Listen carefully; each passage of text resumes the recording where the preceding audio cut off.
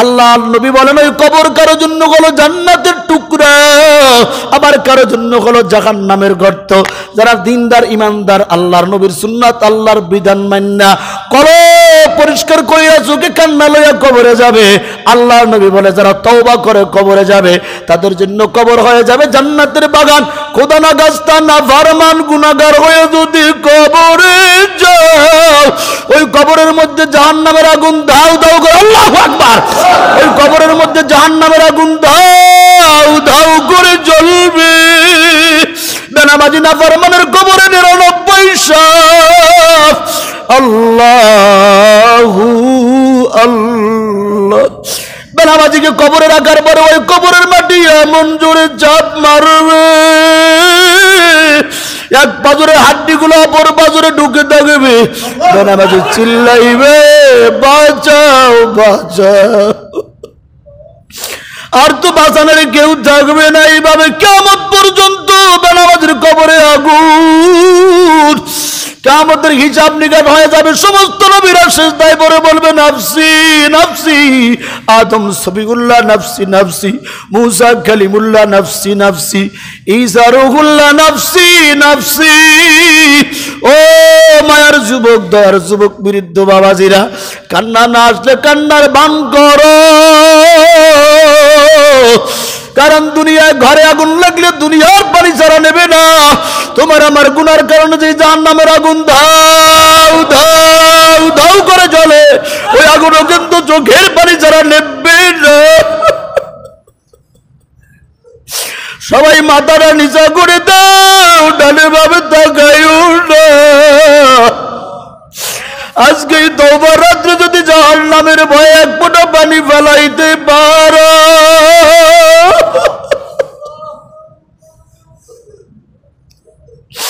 আমার আল্লাহ মাফ না কইরা পারবে না।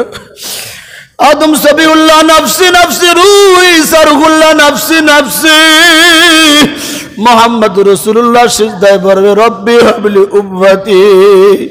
আমার নবী কিয়ামতের দিন সিজদায় পড়ে বলবে মালিক গো, ওই জাহান্নামকে থামাও, আমার একটা উম্মত যদি জাহান্নামে যায় আমি নবী জান্নাতে যাব না। ওদিকে জাহান্নাম ধা ধা করে সামনের দিকে আগায়। লক্ষ লক্ষ ফেরেশতারা জাহান্নামকে ধরে রাখতে পারবে না। জাহান্নাম বলে হাল মিন মাজিদ, আল্লাহ হাল মিন মাজিদ,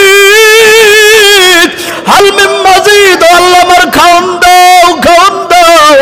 তোমার খাওনকে বলে বেনামাজি না ফরমান সুদখোর ঘুষখোরকে জাহান্নাম আমার মধ্যে দাও। জাহান্নাম ধা ধা করে সামনে আগাইবে, আর ফেরেশতারা ধরে রাখতে পারবে না। আল্লাহ নবী বললেন মালিক গো, জাহান্নামকে থামাও। এবার আল্লাহ তাআলা নবীদের হাতে এক ফোঁটা পানি দেবে। ও নবী গো, আপনি জাহান্নামের গায়ে পানিগুলো ছিটাইয়া দেন।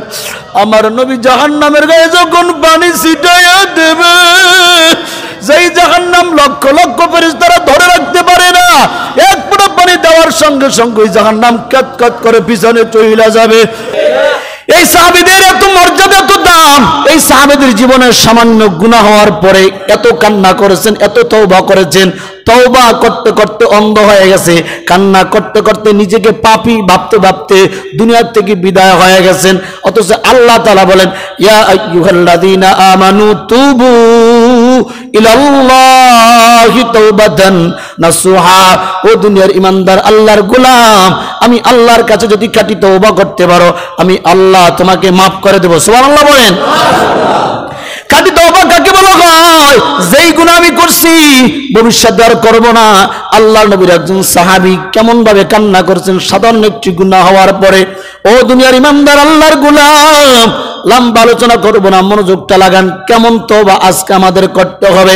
আল্লাহর নবীর সাহাবীর একটা ঘটনা বলি আমি শেষ করে দেব। আপনি তওবা করেন, আমি তওবা করি, আপনি কান্না করেন, আমি কান্না করি, কিন্তু কেমন কান্না হওয়া দরকার, গুনাহ হইলে কেমন ভাবে আল্লাহর কাছে তওবা করার দরকার।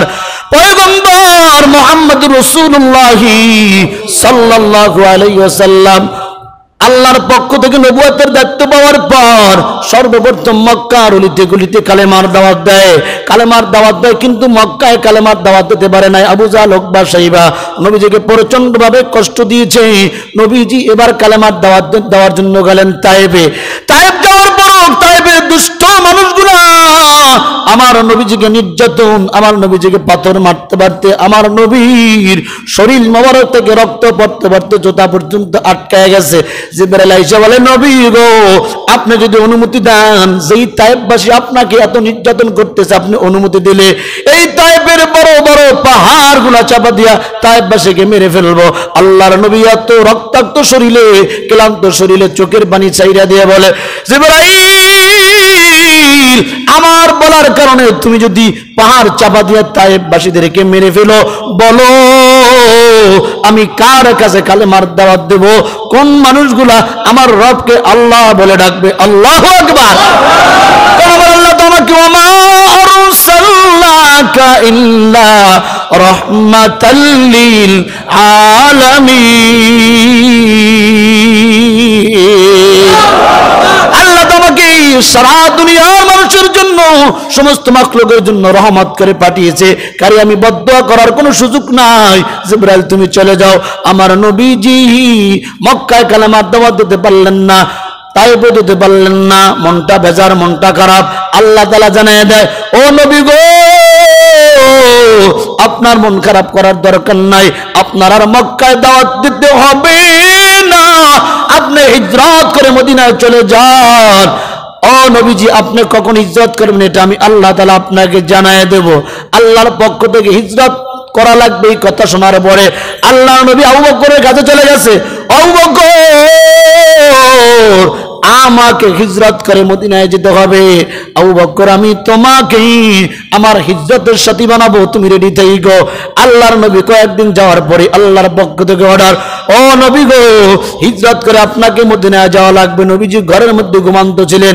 আলীকে ডাক দিয়ে বলে, আলী রে, এই মক্কার অনেক মানুষের আমানত আমার কাছে আছে, তুমি আমার জায়গায় শুয়ে থাকবা, সকালবেলা যখন আমানত নেওয়ার জন্য আসবে আমাকে পাবে না, আমানতগুলা পৌঁছায় দেবা, আমি হিজরত করে মদিনায় চলে যাব, কয়েকদিন পরে তোমাকেও যাওয়া লাগবে। আল্লাহর নবী কাফের বেঈমানদের সামনে থেকে বের হয়ে গেলেন। কাফের বেঈমানেরা সবাই বড় বড় সেনা নিয়ে দাঁড়ায় রয়েছে। নবীজি ঘর থেকে বের হইলি নবীজিকে হত্যা করবে। আল্লাহ তাআলা জানায় দেন, নবী গো, আপনি টেনশন করেন না, এই কাফের বেঈমানেরা আপনাকে কিছুই করতে পারবে না। আপনি একটা আয়াত তেলাওয়াত করে এক মুষ্ঠ বালি এদের মুখের দিকে ছিটাইয়া দেন, এরা সবাই অন্ধ হয়ে যাবে, আপনি এদের সামনে দিয়ে হেঁটে যাবেন, আপনাকে দেখতে পারবে না। আল্লাহ কোন আয়াত? সূরা সিনের আয়াত আল্লাহ তাআলা জানায় দেন নবীকে, ফাআগশাইনাহুম ফাহুম লা ইবসিরুন।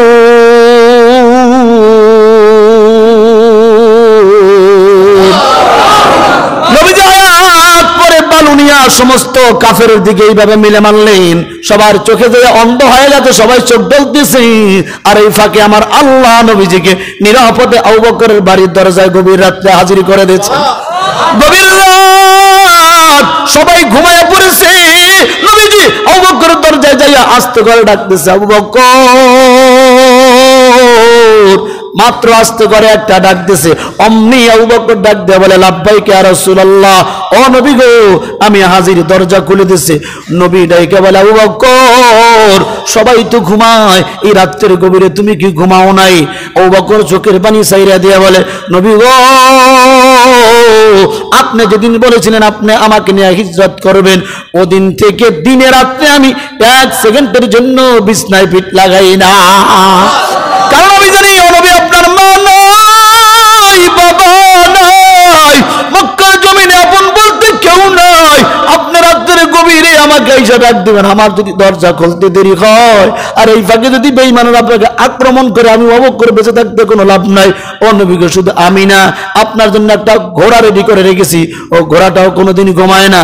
শুধু তাই নয় নবী গো, আমার মেয়ে আসমা প্রতি রাত্রে রুটি বানাইয়া সফরে খাবো, অপেক্ষা করে, একটা রাত্রে ঘুমায় না। আল্লাহু আকবার। এটাকে বলা হয় নবীর প্রেম আশিক। সংক্ষেপ করে বলি, কেমন তওবা করলে, কেমন কান্না করলে আল্লাহ মাফ করে দেয়। আপনি আমি হাজার অন্যায় করে, অপরাধ করে, জিনা করে, মিথ্যা বলি, সুদ খাই, ঘুষ খাই, তওবার কোনো চিন্তা নাই, কান্নার কোনো চিন্তা নাই। নবীজি হিজরত করে মদিনায় যাওয়ার পর মদিনাবাসী নবীজিকে সবচেয়ে ভালো পেয়েছেন, নবীজিকে সর্বপ্রকার সহযোগিতা করেছেন। আনসার মুহাজির সাহাবী একের মধ্যে এক ভালোবাসা বন্ধন সৃষ্টি হয়ে গেছে। আনসার আর মুহাজির সাহাবীদের মধ্যে এত ভালোবাসা দেখে নবী আনন্দিত হয়ে গেছেন। হায় হায়, যে ইসলাম আমি মক্কায় প্রচার করতে পারি নাই, ইসলাম মদিনায় মনে হয় প্রতিষ্ঠিত হয়ে যাবে। মদিনাবাসী নবীজিকে ভালোবাসার কারণে নবীজির রওজা কোথায়? জোরে বলেন কোথায়? মক্কাবাসীরা নবীজির সাথে ভালো ব্যবহার করে নাই বিদায় নবীজির রওজা মদিনায়। কারণ মদিনাবাসীরা নবীজিকে প্রাণ দিয়ে ভালোবেসেছেন, দাওয়াত দেওয়ার জন্য সহযোগিতা করেছেন, এজন্য নবীজির রওজা হয়েছে মদিনায়, সোনার মদিনা। ঠিক কিনা বলেন? ভাইরা আমার, নবীজি এবার মদিনা থেকে তাবুক যুদ্ধের অভিযানে যাবে। মুহাজির আনসারী সাহাবী দুইজনের মধ্যে খুব বন্ধুত্ব। একজন সাহাবী, তার নাম লেখা হয় সালাবাতুল আনসারী রাদিয়াল্লাহু তাআলা আনহু। কিতাবের মধ্যে 16 অথবা 17 বছর তার বয়স। আর একজন সাহাবী সাঈদ ইবনে আব্দুর রহমান রাদিয়াল্লাহু তাআলা আনহু। নবীজি বললেন, সাঈদ রে, তোমাকে নিয়ে তাবুক যুদ্ধ অভিযানে যাব, তুমি রেডি হয়ে যাও। সাঈদ রাদিয়াল্লাহু তাআলা আনহুকে বলে, নবী গো, আমার বাড়ি হলো খালি, আমার বাড়ি পরি দেওয়ার জন্য কেউ নাই। নবীজি বললেন, সাঈদ আব্দুর রহমান, তোমার কোনো টেনশন নাই, তোমার বাড়ি দেওয়ার জন্য, বাড়ি পরি দেওয়ার জন্য, পাহারা দেওয়ার জন্য আমি সালাবাকে নিযুক্ত করে গিয়ে গেলাম। সালাবা তোমার বাড়ি পরি দেবে, তোমার সবকিছু দেখে রাখবে। নবীজি সাঈদ ইবনে আব্দুর রহমান রাদিয়াল্লাহু তাআলা আনহু নিয়া তাবুক যুদ্ধে চলে গেলেন। আর এদিকে সালাবাতুল আনসারী রাদিয়াল্লাহু তাআলা আনহু, সাঈদ রাদিয়াল্লাহু তাআলা আনহু বাড়ি পৌরি দেওয়ার জন্য, পাহারা দেওয়ার জন্য ঢুকছে। শয়তান তাকে কুমন্ত্রণা দিছে। ঘরের মধ্যে ঢোকার পরে দেখতেছে সাঈদ রাদিয়াল্লাহু তাআলা আনহু, যিনি নবীজির সাথে তাবুক যুদ্ধে গিয়েছেন, তার স্ত্রী খুবই সুন্দর। শয়তান তাকে ধোঁকা দেওয়ার কারণে সালাবাতুল আনসারী রাদিয়াল্লাহু তাআলা আনহু সাঈদ রাদিয়াল্লাহু তাআলা আনহুর স্ত্রীর হাতটা মাত্র স্পর্শ করছে। কার ধোঁকায়? শয়তানের ধোঁকায়। অমনি সাঈদ রাদিয়াল্লাহু তাআলা আনহুর স্ত্রী ডাক দেয়া কয়, আল্লাহর বান্দা, আল্লাহকে ভয় করো। আল্লাহু আকবার। তোমার ভাই গিয়েছে যুদ্ধে, আর তুমি শয়তানের ধোঁকায় পড়ে আমার হাত স্পর্শ করেছো, সাবধান, আল্লাহকে ভয় করো। এই কথা বলার সঙ্গে সঙ্গে সালাবাতুল আনসারী রাদিয়াল্লাহু তাআলা আনহু আল্লাহর ভয় চিৎকার মেরে হাত চাইরা ঘর থেকে বের হয়ে পড়ছে। আর আল্লাহকে ডাইকে বলে, আমি পাপী, আমি অপরাধী, আমি গুনাহগার, আল্লাহ তুমি মাফ করে দাও। মদিনার অলিতে গলিতে শুধু কান্নার আওয়াজ, আল্লাহ তুমি মাফ করে দাও, আমি পাপী। মাত্র হাতটা স্পর্শ করছে আর বলছে, আল্লাহকে ভয় করো। শুধু চিল্লায় আর কান্না করে, আপনি আমি এত অপরাধ করি, গোপনে তো দূরের কথা, গোপনেও কখনো আল্লাহকে বলি না, আল্লাহ তুমি মাফ করে দিও। ঠিক না ঠিক? কারবারটা কি করছে? তাবুক যুদ্ধের পরে সাঈদ রাদিয়াল্লাহু তাআলা আনহু বাড়িতে আসলেন। আসার পর স্ত্রী খুলে বললেন এই কাহিনী। স্ত্রীও বুঝাইছে, সালাবাতুল শয়তানের ধোঁকায় পড়ে আমার হাতটা ধরছে। আমি যখন বলছি আল্লাহকে ভয় করো, আল্লাহর বান্দা চিৎকার মারতে মারতে ঘর থেকে বের হয়ে গেছে। সাঈদ আনসারী খোঁজার জন্য বের হইলেন, কোথায় সালাবাকে পাওয়া যায়। খুঁজে খুঁজে পাওয়ার পরে, ও সালাবা, তুমি শয়তানের ধোঁকায় পড়ে করছো, কোনো অসুবিধা নাই, তুমি এমন কান্নাই করেছো, আল্লাহ তোমাকে মাফ করে দিয়েছে। এদিকে আবার নবীজি বললেন, সমস্ত সাহাবীদেরকে একত্রিত করো। সমস্ত সাহাবী একত্রিত হলো, কিন্তু নবীজি তাকায় দেখে সালাবাকে সাঈদের বাড়ি পরি দেওয়ার জন্য রেখে গিয়েছিলাম। সালাবা তো কেউ দেখা যায় না, অপরাধ কি, কি ব্যাপারটা কি? সালাবাকে খোঁজে সাঈদ রাদিয়াল্লাহু তাআলা আনহু। বললেন, সালাবা চলো, তোমাকে নবীর দরবারে নিয়ে যাব। সালাবাতুল আনসারী ডাক দিয়ে বলো, নবীর সাহাবী, আমি যে অপরাধ করেছি, গুনাহ করেছি, এই নাফরমানের চেহারা নবীজিকে দেখাইতে চাই না। তুমি যদি আমাকে তওবার কোনো ব্যবস্থা করতে পারো তাহলে আমি যাব, নালে যাব না। বলে হ্যাঁ তোমাকে তওবার ব্যবস্থা করে দেব। এবার সালাবা ডাক দেখো সাইদ ভাই শুধু সাধারণভাবে তওবার ব্যবস্থা করলে হবে না, আমার দুটো হাত গাড়ির সাথে লটকাইয়া বানবা আর বলবা আল্লাহর নাফরমান বান্দা গুনাহগার, আমিও চিৎকার করতে করতে চলে যাব। এই শর্ত যদি মানতে পারো তাহলে আমি যাব, নালে যাব না।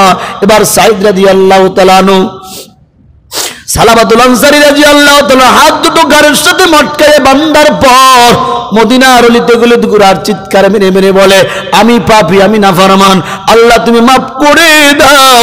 প্রথম লয়ে গেলেন ওমর রাদিয়াল্লাহু তাআলা আনহুর কাছে। ওমরের কাছে ঘটনা বলার পর ওমর রাগী মানুষ, চক্ষু দুইটা গরম হয়ে গেছে, মাথায় রক্ত উঠে গেছে। ওমর ডাক দিয়ে কয় ওরে নাফরমান, তোর তওবার কোনো ব্যবস্থা নাই। এবার সালাবাতুল আনসারী শুধু কান্নাই করতেছেন। ওমরের দরবার থেকে ফিরা আবু বকরের দরবারে চলে যাওয়ার পর আবু বকর কি কথা বলে তারা দেয়। 3 নম্বরে নিয়ে গেলেন আলী রাদিয়াল্লাহু তাআলা আনহুর কাছে। আলী রাদিয়াল্লাহু তাআলা আনহু ডাইকা কয় তোমার তওবার কোনো ব্যবস্থা নাই।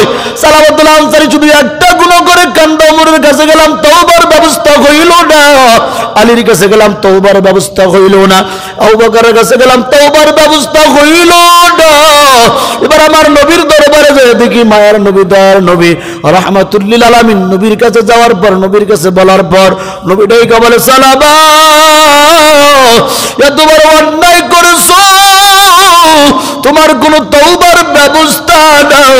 এবার আরো চিৎকার মেরে সালাবাতুল আনসারী দরবার আল্লাহু আকবার। এ যুবক ভাই কেমন তওবা, তুমি তো 24 ঘন্টায় নারীর দিকে তাকাও, প্রেম করো, জিনা করো, গুনাহ করো, নারীকে নিয়ে বিভিন্ন জায়গায় যাও, আর মাত্র হাত ধরছে, এই হাত ধরার কারণে এত কান্না। নবীও তওবার ব্যবস্থা না করার কারণে সালাবা চিৎকার মারতে মারতে কান্না করতে করতে সোজা দৌড় দিয়ে জঙ্গলায় পাহাড়ের গুহায় চলে গেছে।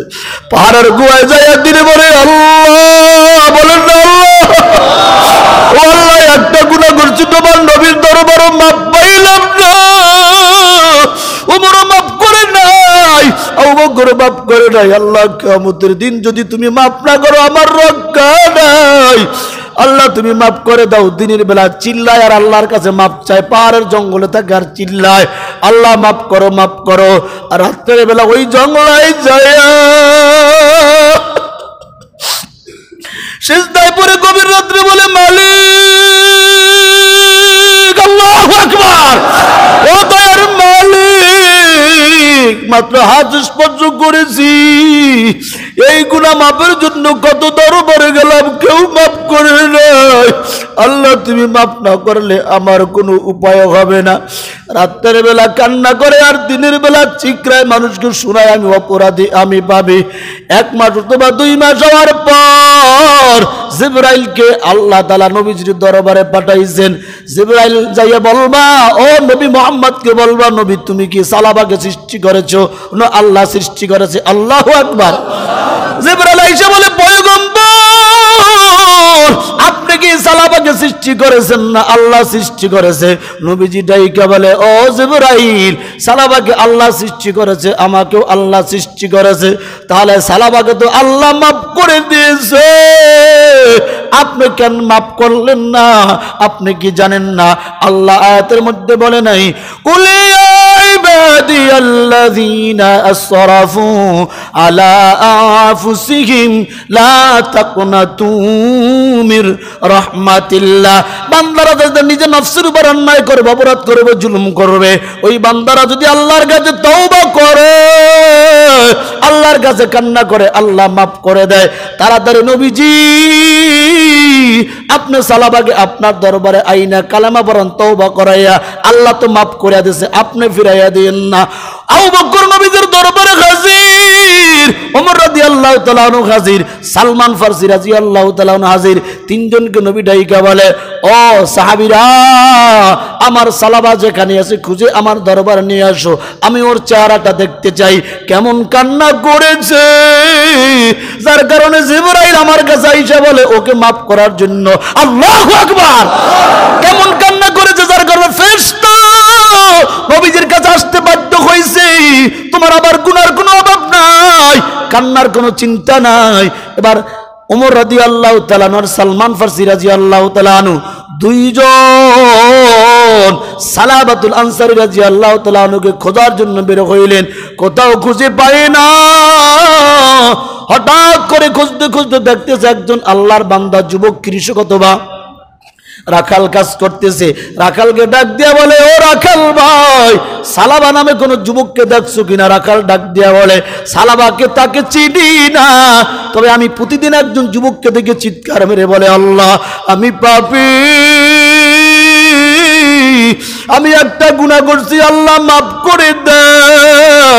প্রতিদিন চিৎকার করে আর রাতের বেলা ওই জঙ্গলায় যাইয়া সেজদায় পড়ে কান্না করে আর বলে, আল্লাহ, বলেন আল্লাহ, আল্লাহ তুমি মাফ করে দাও। ও নবীর সাহাবীরা, দিনের বেলা সালাবাকে পাইবা না। সালাবাকে যদি পাইতে হয়, সালাবা সারা দিন কান্না করতে করতে রাত্রের বেলা ওই জঙ্গলায় পাহাড়ের গুহায় সেজদায় পড়ে কান্না করবে, রাত্রের বেলা আসলে পাইবা। এবার সালমান ফারসি আর ওমর রাদিয়াল্লাহু তাআলা রাত্র অপেক্ষা করলেন, নিকাশ কালো হয়ে গেছে, অন্ধকার। দেখলো সালাবাতুল আনসারী একজন যুবক, 15-20 বছর বয়স হবে অথবা 17-16 বছর বয়স হবে, সেজদায় পড়ে কান্না করে বলে, আল্লাহ, বলেন আল্লাহ, আল্লাহ তুমি মাফ করে দাও। একটা গুনার জন্য মাসকে মাস কাঁদছে, কার কাছে দৌড়ায় নাই, জংলা ঘর বাড়ি চাইরা দিয়েছে, জংলার মধ্যে কান্দেছে কান্দেছে। সিজদা শেষ করার পর সালমান ফারসি ডাক দেয়া বলে, সালাবা সিজদার করতে হবে না, তোমার মাফের ফয়সালা হয়ে গেছে। জিবরাইল আল্লাহর নবীর কাছে গেছে, আল্লাহর নবী তোমাকে তার দরবারে নিয়ে যাইতে বলছে, চলো। এবার সালাবাতুল আনসারী আর সালমান ফারসি আর ওমর রাদিয়াল্লাহু তাআলা আনহু রাত্রের বেলায় তিনজন নবীজির দরবারে রওনা করছেন। হাঁটতে হাঁটতে ফজরের আজান হয়ে গেছে। মসজিদে নববীতে ঢোকার পর দেখে যে নবীজি দাঁড়াইয়া গেছে নামাজে। নবীজি নামাজে দাঁড়াইয়া প্রথম রাকাতে সূরা ফাতিহা শেষ করার পরে এবার তেলাওয়াত শুরু করছে, আল্লাহাকুমুত তাকাসুর। এই শব্দ বলার সঙ্গে সঙ্গে সাহাবা চিৎকার মারছে, আল্লাহু আকবার, চিৎকার মারছে।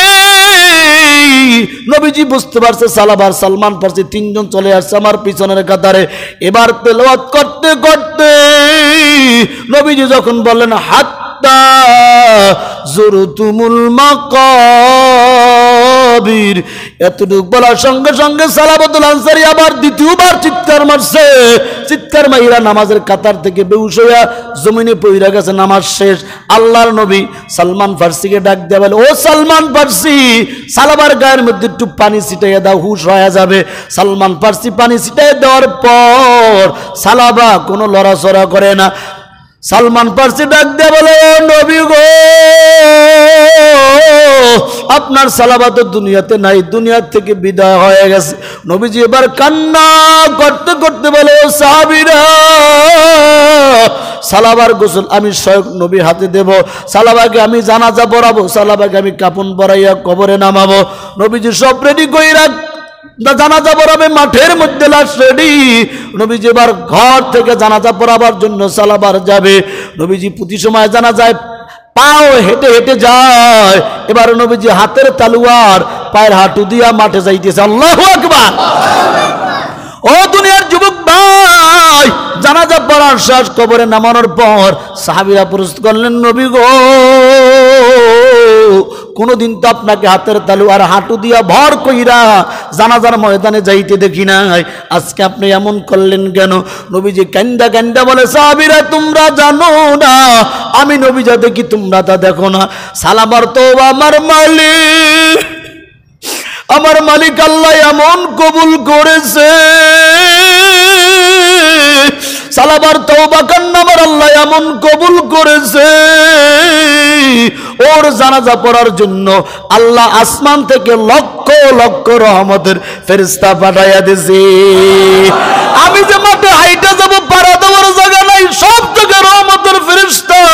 ও যুবক ভাই, বৃদ্ধ বাবাজিরা বলেন, ওই আল্লাহ এখনো আছে না নাই?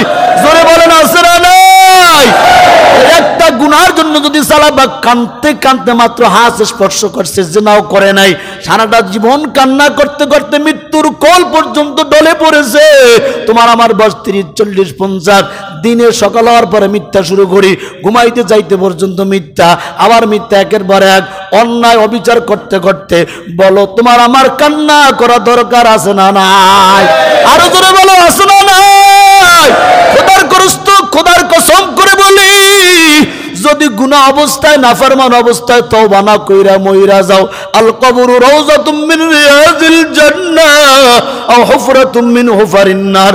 আল্লাহর নবী বলেন ওই কবর কারো জন্য হলো জান্নাতের টুকরা, আবার কারো জন্য হলো জাহান্নামের গর্ত।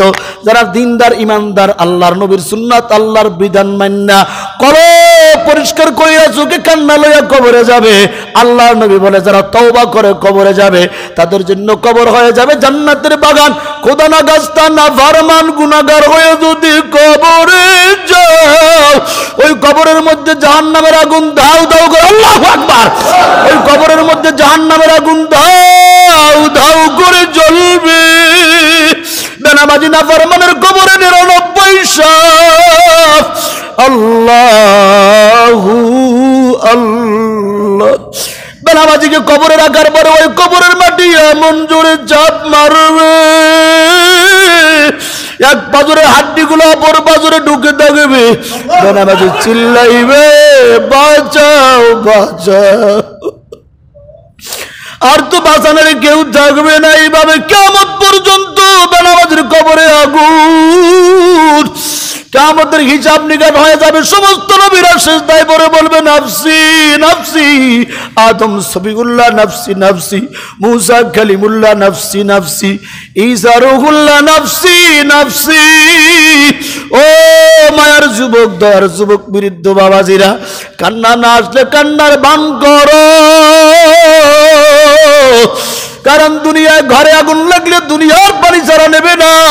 তোমার আমার গুনার কারণে যে জাহান্নামের আগুন ধাউ ধাউ ধাউ করে জ্বলে, ওই আগুনও কিন্তু চোখের পানি ছাড়া নেবে না। সবাই মাথাটা নিচা করে দাও, ডানে ভাবে তাকাইও না। আজকে এই তওবার রাত্রে যদি জাহান্নামের ভয়ে এক ফোঁটা পানি ফেলাইতে পারো,